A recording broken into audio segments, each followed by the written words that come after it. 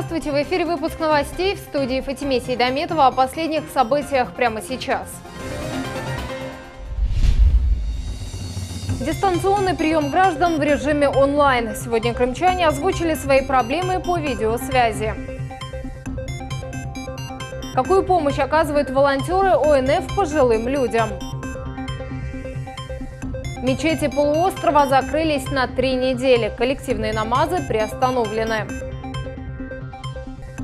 Когда начнется строительство мечети в селе Заречное Симферопольского района? Жертва страшного ДТП Алина Тимиркаева нуждается в дорогостоящей реабилитации. Как живет Крымско-Татарский театр на карантине? В Евпатории открыли обсерватор, корпус для временной изоляции граждан, прибывших из стран с неблагоприятной эпидемиологической обстановкой. О том, чем оснащен комплекс и в каких условиях будут содержаться люди на карантине, расскажет Руслан Минаев. Обсерватор устроен предельно просто. Делится он на так называемую чистую и грязную зоны. Ради безопасности, в первую очередь, врачей, в каждой из них имеется отдельный вход. Это вход в обсерватор для врачей и медработников. Далее, одеты уже в спецодежду, врачи идут к рабочим местам. В конце рабочей смены врач избавляется от спецодежды и проходит в комнату для дезинфекции, после чего он уже может покинуть обсерватор. Этот комплекс собрали за 2 недели. За это время все комнаты привели в порядок, закупили медикаменты, сделали ремонт и провели отопление. В 22 номерах есть телевизор и проведен интернет, так необходимый при изоляции. Под тщательным контролем здесь будут находиться 120 пациентов, прибывших из стран с неблагоприятной эпидемиологической обстановкой. Это приезжают здоровые люди, но мы их берем на контроль. Наша задача провести карантинные мероприятия, чтобы человек 2 недели, 14 дней у нас отбыл и без нарушений. Если все нормально, мы его выписываем домой. В здании временной изоляции осуществляется забор анализов для последующего определения результата. Мы упаковываем плотно эту пробирочку, ставим в емкость, в контейнер для транспортировки. Здесь мы плотно обклеиваем скотчем эту упаковочку, обрабатываем дезсредством и устанавливаем в сумку-холодильник. Далее сумка отправляется в Симферополь, и примерно через сутки врачи уже знают результаты анализа. В условиях карантина на территории обсерватора для пациентов будет работать и кухня. Пища готовится на пищеблоке, потом расфасовывается в одноразовые боксики и поступает на чистую зону. Чистая зона передает пациентам, после этого все боксики утилизируются. За пациентами посменно будут ухаживать 2 врача и 8 медработников. Их корпус на 13 номеров расположился напротив. Для сотрудников, работающих в обсерваторе, есть необходимая спецодежда. Мы обеспечены шапочками, масками, халатами, костюмами противоэпидемической защиты и бахилами. В Крыму на данный момент на коронавирусную инфекцию исследовано более 1000 человек. Руслан Минаев, Асан Ибрагимов, телеканал Милет. Противостоять пандемии. В Крыму заработала горячая линия помощи пожилым людям. Волонтеры уже доставили первую партию продуктов и лекарств нуждающимся. Какие еще меры предприняли на полуострове и как обезопасить себя от коронавируса? Сюжет Дианы Бекмамбетовой. У кого-то есть жалобы какие-то на самочувствие? Ни одной. Вроде отсутствует. Сейчас мы по очереди проверим температуру. Уже стандартная проверка самочувствия из-за распространения коронавирусной инфекции. Так, в Крым-Патриот-центре готовятся к выезду на дом к пожилым людям. С собой продукты питания и лекарства первой необходимости. В этих рядах ребята-волонтеры. А люди, которые к нам обращаются, у них, как правило, нет людей, которые могли бы им помочь. И если это не сделаем мы, то кто это сделает? А нам не сложно. Главная группа риска нынешней пандемии – пожилые люди. Именно им важно соблюдать режим самоизоляции. Для их безопасности организовали волонтерский штаб по поручению главы Крыма Сергея Аксенова. Все нуждающиеся могут обратиться на горячую линию. Ее номер вы видите на своих экранах. Мне хочется обратить внимание всех пожилых граждан на то, что есть такая услуга. Слава богу, у нас в Крыму стабильная ситуация с коронавирусом, но мы должны работать на опережение, чтобы чтобы каждый пенсионер, пожилой человек, гражданин Российской Федерации, который проживает в Республике Крым, знал, что если нужна вам помощь, наши волонтеры готовы привезти вам лекарственные препараты, готовы привезти вам продукты питания. Волонтеры не заходят в квартиру пенсионеров, чтобы обезопасить и себя, и жильца. Ну, как отвлеченно слышала, что есть такая служба.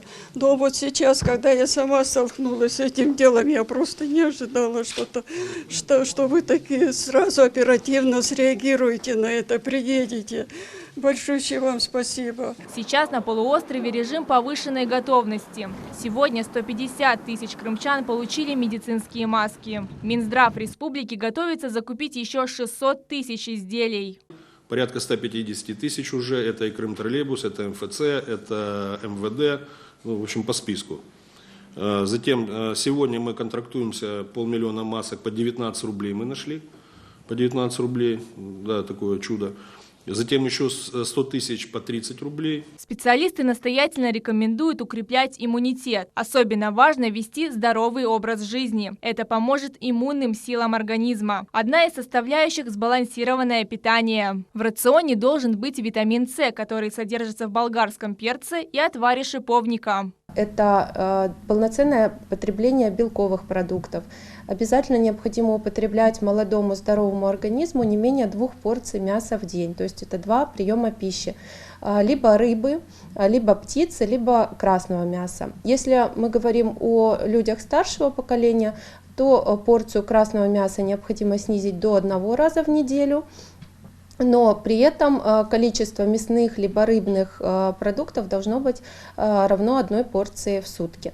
По всему Крыму 7 случаев заражения коронавирусной инфекцией. Всего исследовано более 1000 человек. Но паники на полуострове нет. Жители готовы соблюдать режим карантина. Раз это рекомендовано, значит для этого есть основания. А раз есть основания, то здесь нужно сознание населения. И если сознание населения работает разумно, то тогда, как говорится, не ради красивых слов, а просто это все будет преодолено. Не паниковать. Конечно, если человек знает, что он часто болеет, и все, и очень такие болезни тяжелые, и иммунитет слабый, тому, конечно, надо меньше как-то осторожным быть. Все лечится очень быстро, очень технологично. 21 век на дворе, друзья. Думайте о хорошем, не думайте о плохом. Диана Бекмамбетова, Рафаэль Вахидов, Эрвин Эмиралиев, Дмитрий Низовой, телеканал Милет. Депутат Госдумы Руслан Бальбек провел первый дистанционный прием граждан. Такая работа в режиме онлайн временная в связи с пандемией. Считаю, что довольно-таки коммуникации устойчивые. Мы, в принципе, отработали на высоком уровне, все вопросы удалось рассмотреть. В принципе, по качеству, по характеру, по содержательной части ничем не отличается от обычных приемов граждан. Парламентарий связывается с гражданами по видеосвязи. На повестке дня оформление земельных участков, учет пенсионного стажа и выделение земли для строительства культовых сооружений. Мы практически по всем вопросам находим позитивные решения. Уверен, что вот те перекрестные коммуникации, которые на приемах удается создавать, используя даже в данном случае современные технологии, мы достигаем самого важного. Вот те пробелы, которые возникают между людьми и органами власти, благодаря приемной «Единой России», мы находим решения. Ограничен прием граждан и в администрации Симферополя. Об этом сообщила начальник Департамента труда и социальной защиты населения администрации города Диана Фератова. Такие меры приняты в целях недопущения распространения на территории Симферополя коронавирусной инфекции.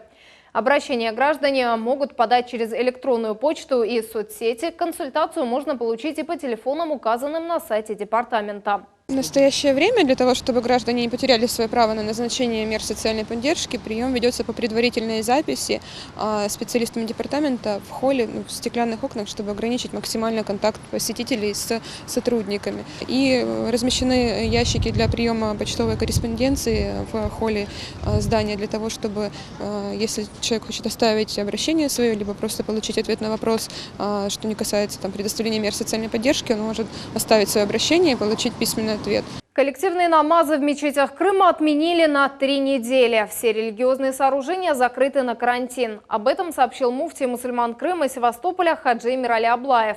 Подробности у Мухаммеда Зикирьяева. Более 300 мечетей Крыма закроют на 3 недели. Отменяются и коллективные намазы. Это связано с угрозой распространения пандемии коронавируса.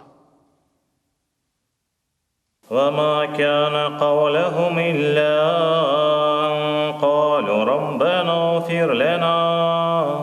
Все мечети Крыма опустели, мусульман полуострова призвали воздержаться от посещения массовых мероприятий. Во всех мечетях Крыма проведение пятничных молитв на время прекратится, потому что в этих местах собирается много людей, и в связи с этой болезнью джума-намазы 3 недели проводиться не будут. Муфти Крыма рекомендует максимально кратко проводить погребальные обряды и джаназе-намаз с соблюдением всех правил безопасности, а также отложить традиционные обряды именоречения, никяхи и свадьбы. Имамы мечетей будут проводить разъяснительную работу с верующими во всех регионах республики, просить жителей все обряды выполнять дома. Исключения возможны. Только в ситуациях, если надо будет поставить имя ребенку, только в такой ситуации, если отец сам не может, имам будет приходить, так скажем, да, в должном образе, то есть надевать маску и все меры принимая, таким образом ставить имя. Может быть, если будут никяхи, которые, как скажем, неотложно нужно провести, никяхи это самое мало людей будет собираться, скажем, на дому, даже не в мечети, таким образом, может быть, будет проводиться. Но все равно мы просим все эти мероприятия на данный момент отложить. До 12 апреля приостановлена работа и Азовского медресе. В случае необходимости карантин продлят. По возможности не выходите из дома. Это особенно касается пожилых людей. За продуктами отправляйте молодых, потому что, как знаем, эта болезнь распространяется на пожилых людей. Если у ваших соседей нет родных, помогайте им. Жители республики поддерживают решение духовного лидера. Нужно потерпеть, переждать это время. А намазы лучше проводить у себя дома. В мечетях не собирайтесь. На мероприятия, где много людей, старайтесь не ходить. В связи с тем, что эта болезнь коронавируса очень сильно развивается по всему миру, и для того, чтобы защитить наш Крым, знаете, сейчас мир стал очень маленьким, все, что выходит где-то далеко, оно очень быстро и настигает все другие места. Мы видим, какая ситуация сейчас по миру связана с этой болезнью. Из-за этого, чтобы оградить мусульман и оградить всех граждан Крыма от этой болезни, Духовное управление мусульман Крыма объявило карантин. Духовное управление мусульман Крыма и города Севастополь просит всех жителей Крыма быть максимально осторожными и беречь себя. Мухаммед Зикирьяев, Виталий Голубев, Арсен Фукала, телеканал Милет. В Республике Крым введен режим повышенной опасности из-за коронавируса. Запрещено проведение всех массовых мероприятий. Как переживает время карантина Крымско-татарский театр? Изменился ли график работы актеров? Знает Наджия Исаева. В холле театра тихо, посетителей нет. В эти дни здесь можно увидеть лишь несколько сотрудников. Такое явление в стенах культурного учреждения чрезвычайно редкое. Режим карантина Крымско-татарский театр соблюдает в полной мере. Дезинфекция рук, обработка зрительных залов проводится каждый день. Сотрудники очень ответственные. Они каждое утро приходят, меряют. Даже те, которые дома уже измерили, ведется журнал по измерению температуры.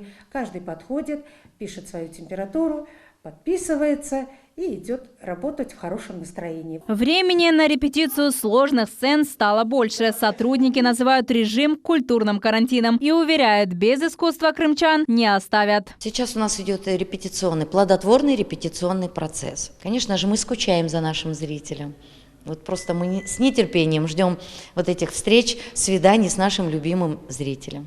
Художественные руководители, артисты, административный состав, весь коллектив театра трудится. Сейчас репетиция комедийного спектакля Жан-Батист Мольера «Тартюф» в полном разгаре.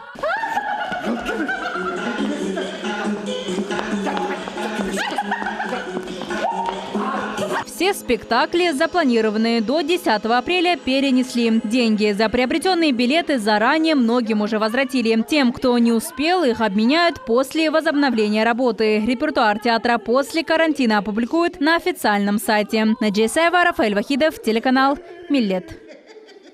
До 1 мая расчистят территорию сквера, а в июне приведут в порядок фасад пятиэтажного здания возле центрального рынка. Так готовят место для установки памятника выдающемуся летчику Амитхану Султану. Об этом сегодня заявили на совещании в Госсовете. Больше знает Эльмас Аблакимова. Оживленное транспортное кольцо, центральный рынок – это сквер между проспектом Кирова и переулком Пионерским. Сейчас это место застроено торговыми точками, а также рекламными щитами, но уже в мае территории расчистят. Об этом сегодня заявили на совещании в Горсовете. На сегодняшний день там находится 5 объектов несанкционированной торговли, они будут демонтированы добровольно, люди получат компенсационные места, и они будут размещены на других территориях. Кроме того, будет проведена работа по обрезки деревьев, то есть переведем в порядок те деревья, зеленые насаждения, которые там находятся. Памятник во весь рост Амитхану Султану установят рядом с одноименной площадью. Обновят и фасад жилой пятиэтажки за сквером. До 1 июня, согласно дорожной карте, будут проведены фасадные работы для того, чтобы выдерживался единый архитектурный стиль. Эскиз памятника утвердили еще весной прошлого года. На пьедестале из гранита возвысится фигура летчика из бронзы высотой 4,5 метра. Скалы за его спиной олицетворяют крылья. По задумке автора, символ несломленного духа и крепкой воли Амитхана. А после возведения памятника могут расширить и территорию сквера. Есть идея расширить этот сквер как военно-патриотический. Считаю, что у нас есть все возможности, чтобы сделать это центром притяжения всех патриотических сил Крыма. На отлив постамента уйдет 3-4 месяца. Это небольшой срок, чтобы успеть к столетию прославленного героя. Памятник планируют открыть 25 октября. Эльмас Аблакимова, Виталий Голубев, телеканал Милет. Земельный участок площадью 20 соток выделили под строительство мечети в селе Заречное Симферопольского района. Этого события местные жители ждали более 10 лет. Ранее администрации района было предложено несколько вариантов. С точки зрения логистики, один из самых удачных земельных участков. Кстати, прежним руководством этот земельный участок также рассматривался, но, к сожалению, нам рассказывали о том, что данный земельный участок имеет некие обременения. Что якобы здесь инвестпроект после определенных проверочных мероприятий и с учетом уже четкой позиции и администрации поселения, администрации района. Вопрос находился весь этот период по итогам выборов и сформированием органов власти под контролем главы республики Сергея Валерьевича Аксенова. Сегодня мы вышли на такой результат.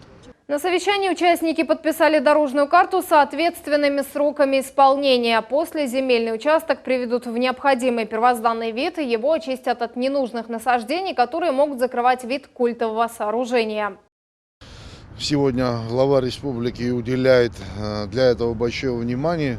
Для него и для нас нет у нас разницы. Все жители Крыма это одинаковые. Всем надо условия создать, независимо от вероисповедания, мусульмане или христиане или других национальностей. На сегодня нашли понимание, нашли альтернативное место. 1 октября 2020 года земельный участок передадут в пользование Духовному управлению мусульман Крыма и города Севастополь. Поздравляю с этим событием. Даст Всевышний, этот участок передадут к нам в баланс. Мы сможем приступить к строительству мечети. Мы организуем праздник для всех местных мусульман. Заранее поздравляю всех. Пусть наше будущее будет светлым. Чингис Якубов стал членом Совета по межнациональным отношениям при президенте. Как рассказал ректор университета имени Февзи Якубова, сначала постарается наладить взаимодействие между общественными организациями и органами исполнительной власти республики в сфере межэтнических отношений. Он отметил, это позволит системно решить многие проблемы.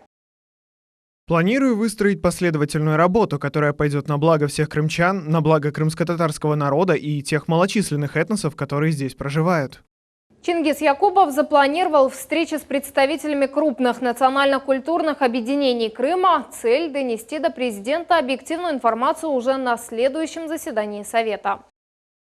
Еще одна важная задача – прорыв информационной блокады в отношении нашего полуострова. Крым – это культурный клондайк. Это достояние не только России, но и всего мира. Поэтому мы должны изменить эту безумную ситуацию с санкциями и полностью поменять фокус в данном вопросе. Дорогостоящая реабилитация нужна Алине Темиркаевой. 4 года назад девушка стала случайной жертвой страшного ДТП. Получила серьезную травму головы, сейчас она прикована к постели. Родители Алины делают все возможное, чтобы вернуть дочь к полноценной жизни. Помогают родственники, друзья, неравнодушные люди. Но этих средств недостаточно. Айша Шулакова подробнее.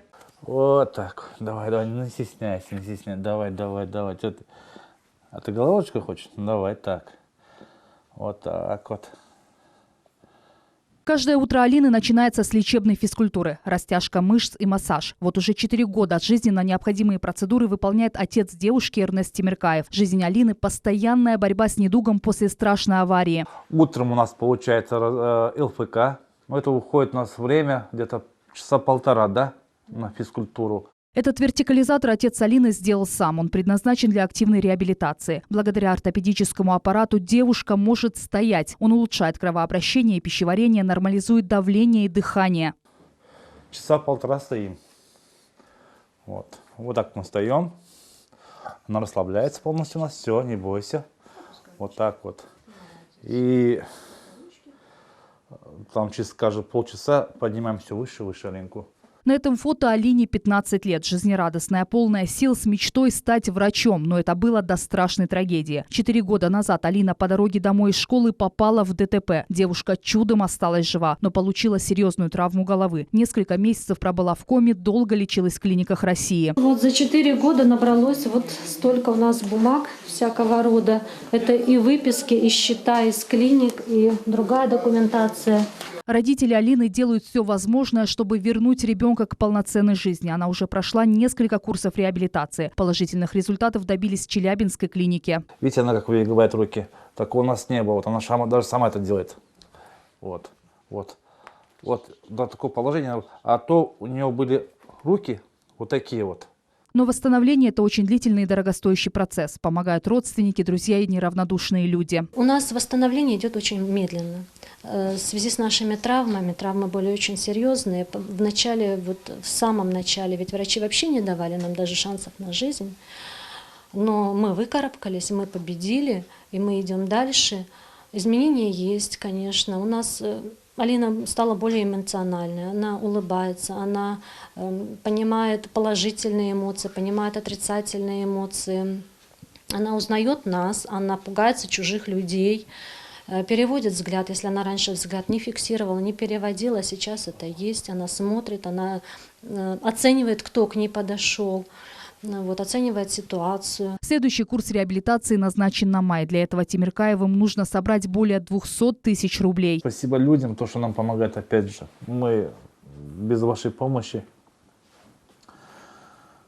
никак. Хочу поднять девочку свою. Это у меня мечта, и я верю в это, что мы ее поднимем. Хоть что-то сделаем. Да, доченька? Алин. Курсы реабилитации – шанс на здоровое будущее Алины. Руку помощи может протянуть каждый. Подробную информацию и реквизиты банков вы видите на своих экранах. Родители девушки очень надеются на помощь и ее скорейшее выздоровление. Айша Шулакова, Арсен Фукала, телеканал Миллет. Уголовное дело возбудили в Крыму против Рифата Чубарова. Главу запрещенного в России Меджлиса обвиняют в организации массовых беспорядков в феврале 2014 года у Верховного Совета Крыма. Об этом сообщил Следственный комитет Российской Федерации. Тогда сторонники Чубарова и его помощника Ахтема Чайгоза сорвали заседание сессии депутатов. Возникшей из-за сопротивления потасовки пострадали местные жители. Многие получили травмы различной степени. 2 из них погибли. В сентябре 2017 года Верховный суд Крыма приговорил Чайгоза к 8 годам лишения свободы. Виновными в участии беспорядков признали и других членов Меджлиса. Работа по установлению обстоятельств и недопущению дестабилизации на территории полуострова продолжается. Арестовали финансовых мошенников. Они взламывали личные кабинеты пользователей банков и воровали деньги с их счетов. Более 30 злоумышленников работали сразу в 11 субъектах России, в том числе и в Крыму. Им удалось создать 90 интернет-магазинов, где покупатели могли приобрести дорогие товары. Однако по итогу сумма увеличивалась. При обыске у одной из группировок помимо золотых слитков и наркотиков нашли $1 миллион США и 3 миллиона рублей. а также поддельные документы и даже удостоверения сотрудников правоохранительных органов. Сейчас все 30 человек заключены под стражу. Интернет-махинации пресечены. Короткое замыкание чуть не стало причиной возгорания. Инцидент произошел сегодня днем. В одном из домов Симферополя загорелась проводка. Дым, идущий из-под крыши здания, заметили соседи и сразу же сообщили хозяевам. Позвонили, сказали, что крыша дымится. Приехали, вызвали пожарных. Старая проводка загорелась. Особого пожара не было, тлела на крыше опилки. Скажите, пожалуйста, через какое время приехали пожарные? Буквально, наверное, минут 5-10. Очень быстро приехали. Пожар тушили 2 машины, пострадавших нет. Причины выясняются. 2 комфортабельных электропоезда начнут курсировать между городами Крыма. Ежедневно поезда будут выполнять 2 рейса туда и обратно из Севастополя в Евпаторию с остановками в Бахчисарае, Симферополе и в городе Саки. До конечной станции можно будет доехать за 2 часа 40 минут. Стоимость проезда около 250 рублей. Все вагоны оборудованы системами микроклимата. Также 11 апреля планируется запуск маршрута Симферополь-Керчь. Обновляя подвижной состав, мы разработали специальный дизайн наших поездов, который будет радовать не только местных жителей, но и отдыхающих в Крыму. В дизайне использованы характерные для полуострова символы – море, дельфины и чайки. Информация о старте продаж билетов и расписание новых маршрутов будут опубликованы на сайте компании-перевозчика. Это все новости на сегодня. В студии для вас работала Фатиме Сейдометова. Всего доброго.